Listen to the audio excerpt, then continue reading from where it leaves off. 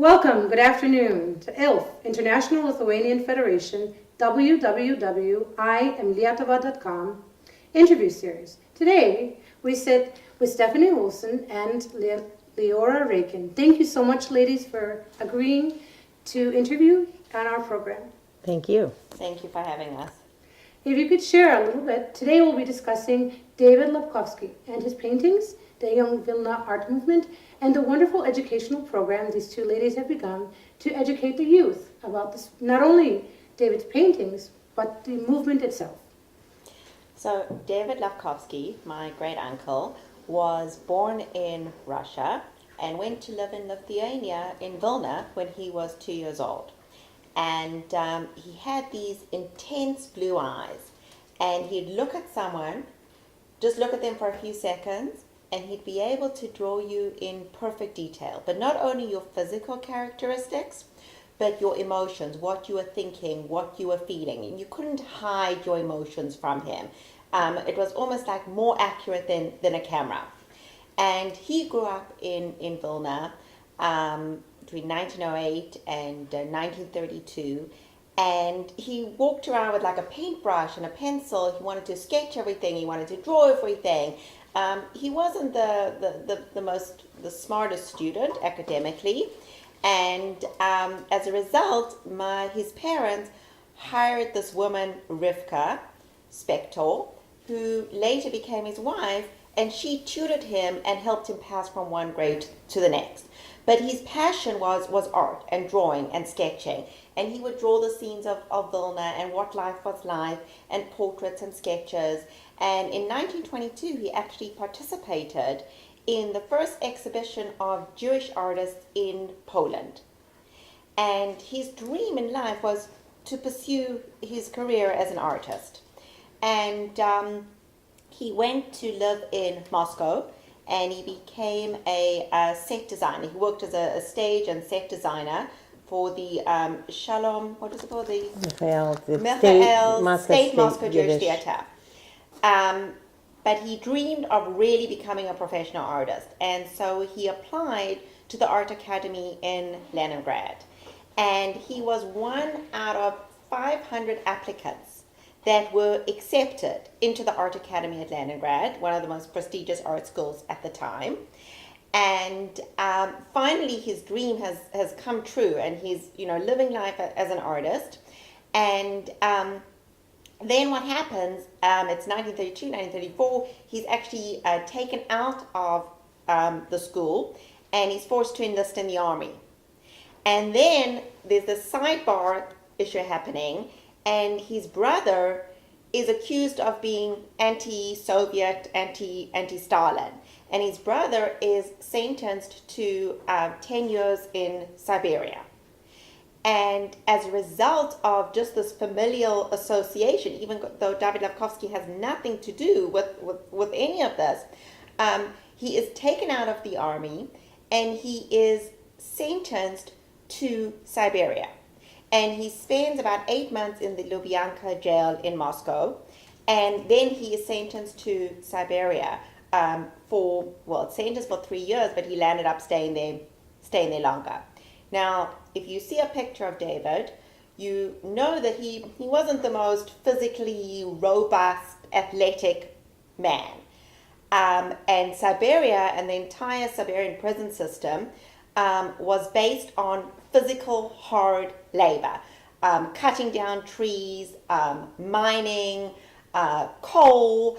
It was a very, very harsh existence. So the basis of Siberia is hard physical labor for very, very, very little food. And many, many people, thousands died just from the environment, from starvation, from the physical labor, the lack of nutrition, the lack of sanitation. So how is David going to survive Siberia? They start hearing about his artistic skills.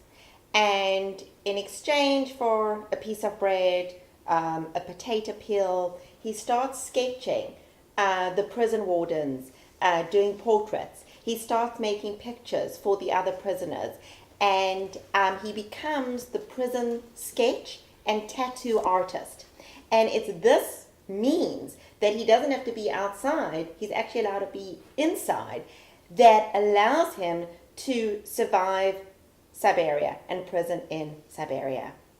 Meanwhile, my aunt, Rivka, had actually followed him to Siberia, and she taught prisoner children in Siberia.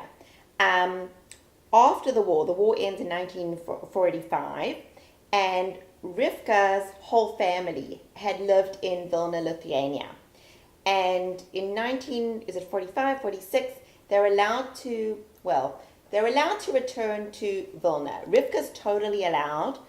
David, because he wasn't born there, he's not automatically allowed, and he goes back, but he has to be in some kind of hiding. He can't get legal work papers. He doesn't have a permit to work. And it's this very, very, very weird kind of existence, because they go back and their entire Jewish community has been obliterated, completely destroyed. Rivka's family, my great-grandparents, together with Rivka's sister, Zlata, her 2 twin boys are 5 years old, had been taken to the forests of Ponar, and there they had been stripped of their clothing and shot and thrown into pits. And they come back to the city of Vilna, Lithuania, and everything's been destroyed. Their family, their friends, their community. What does David as an artist do? He starts painting the destruction. He starts painting the stories of the survivors, the few people that had somehow managed to survive. And he draws their story. And he draws the destruction of Vilna. And then he thinks, I want to draw this how it used to be.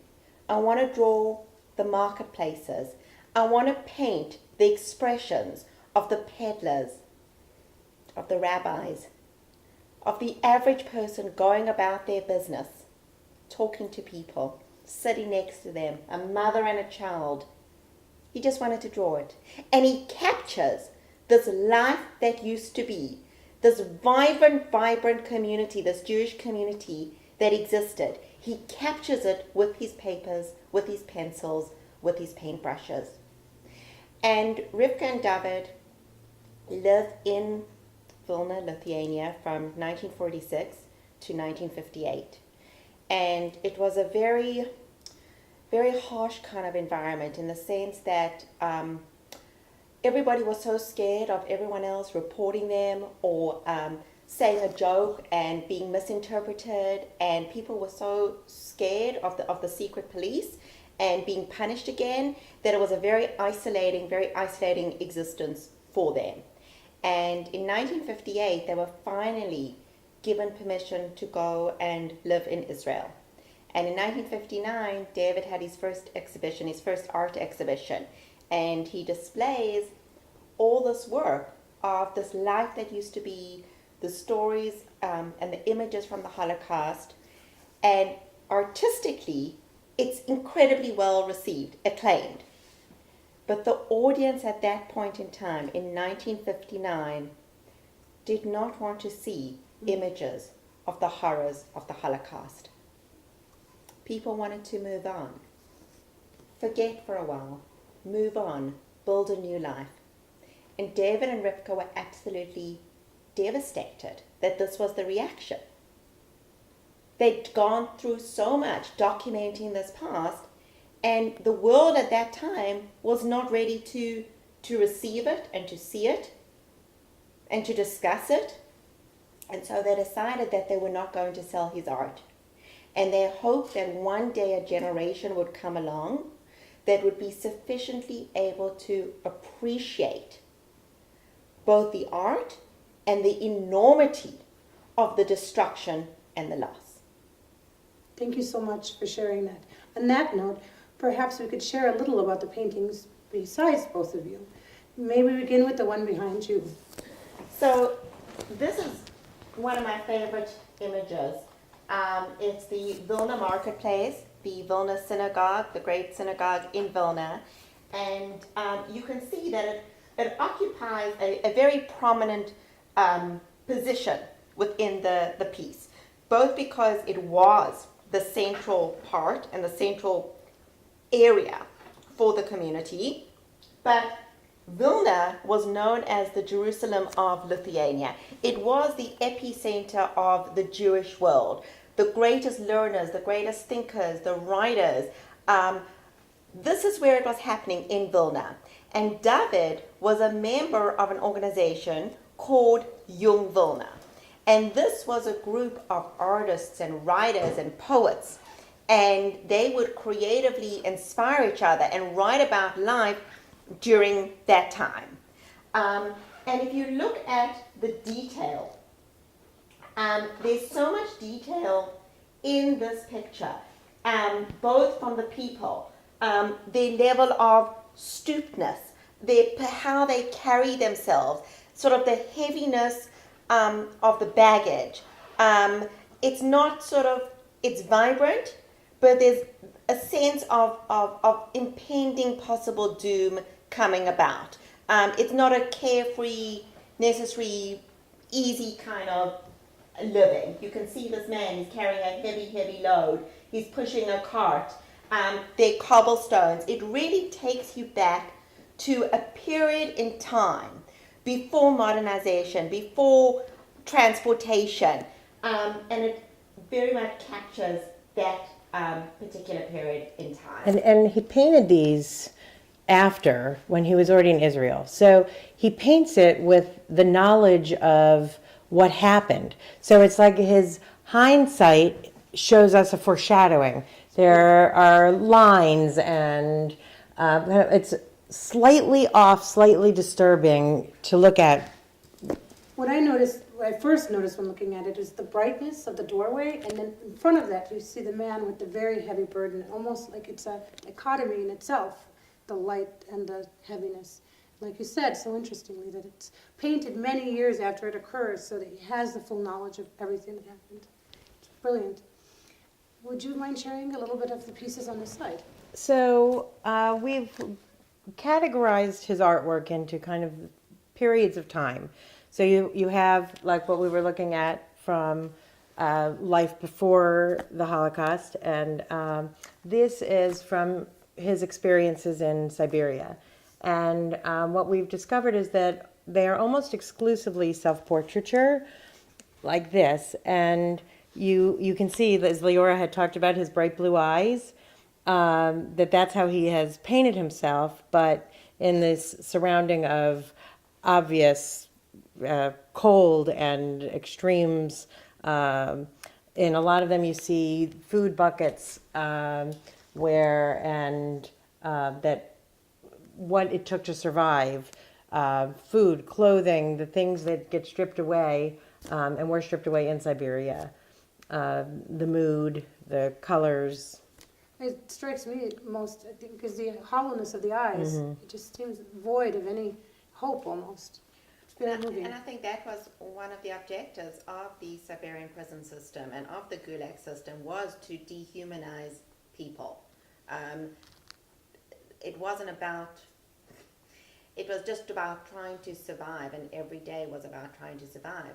And we see that this food bucket, this bucket becomes a central piece in so many of the pictures. And you get an understanding that this bucket was, you had to have this bucket in order to survive. You slept with the bucket. And imagine how uncomfortable it must have been to sleep. Okay, firstly, you're sleeping on a wooden plank. Secondly, you're sleeping with your shoes on. Thirdly, you're sleeping with I guess, all your worldly possessions, your bucket, your spoon. They have to be with you at all times in order for you to survive. And you'll see in the colors, a lot of grays and browns and muted colors. This was a young man. He was a young man. And he looks old. And that's what Siberia did to him. So if you could take us back then, take us forward. David now and his wife, they're in Israel. They then ended up in South Africa? No. So they ended up in the artist colony in Svat. And my grandfather, who was Rivka's brother, was her only surviving family member. My grandfather had gone from Lithuania to South Africa in 1927.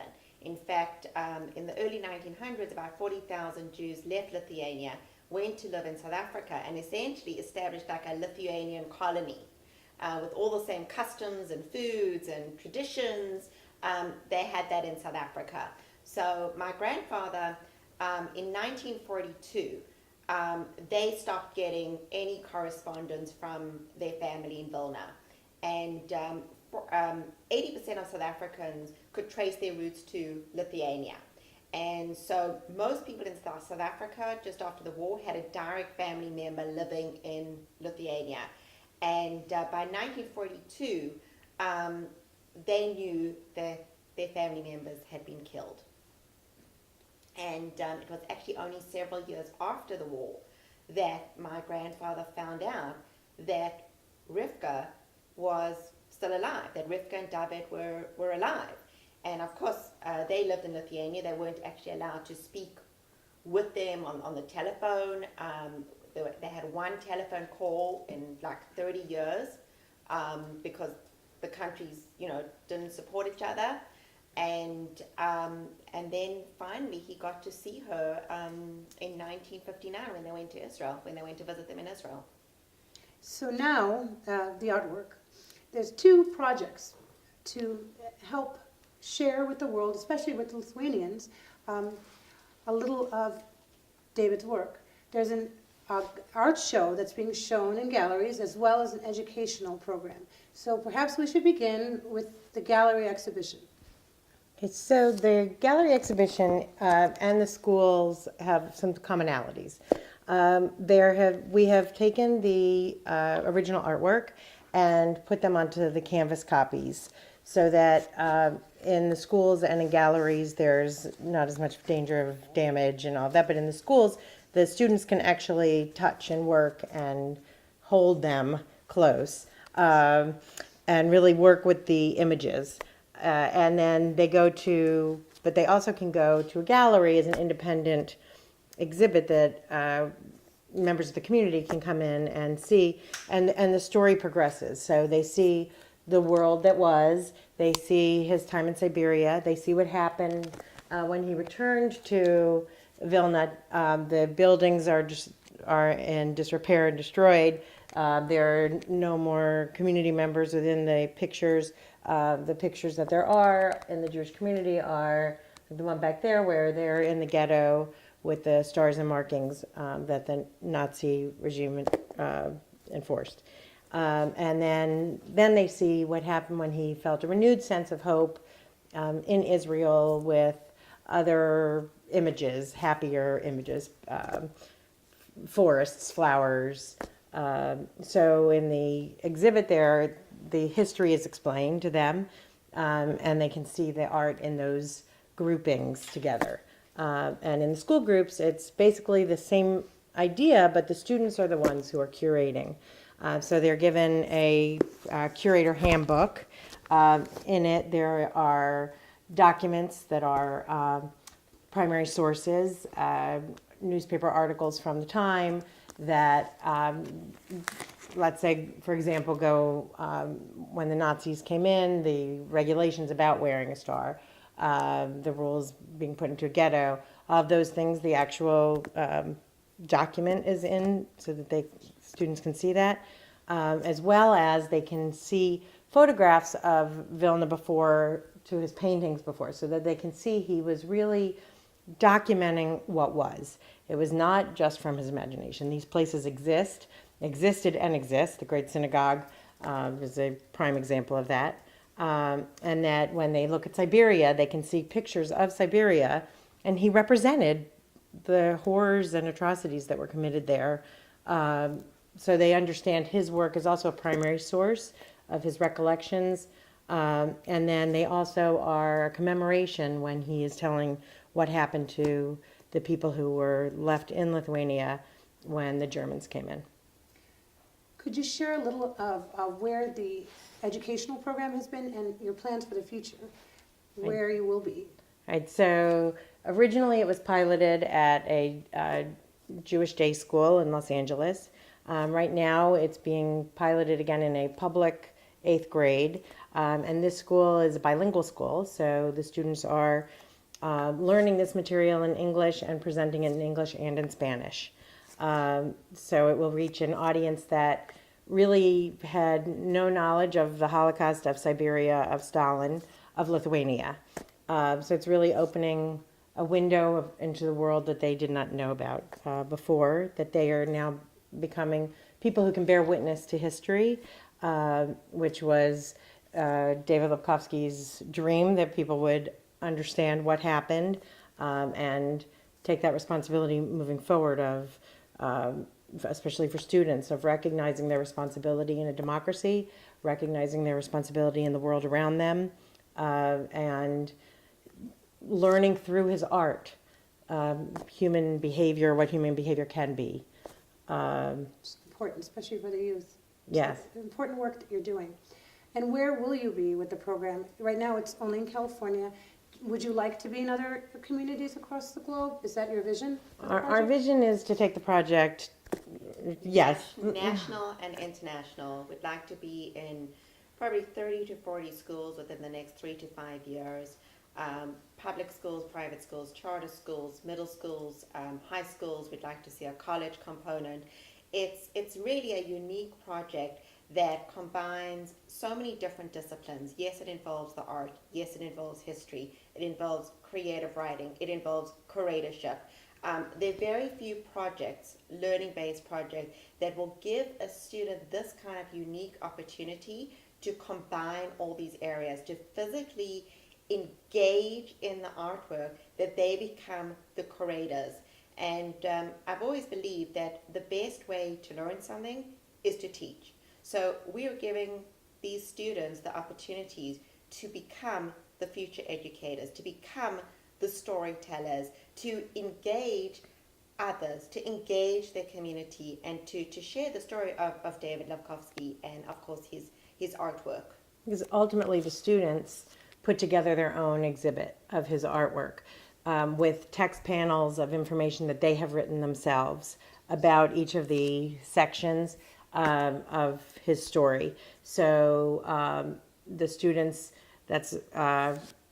are selecting the art. They have a larger body of art than what they will select finally, but they as a group will decide which pictures they want to display, how they want to display them, with what information they want to share.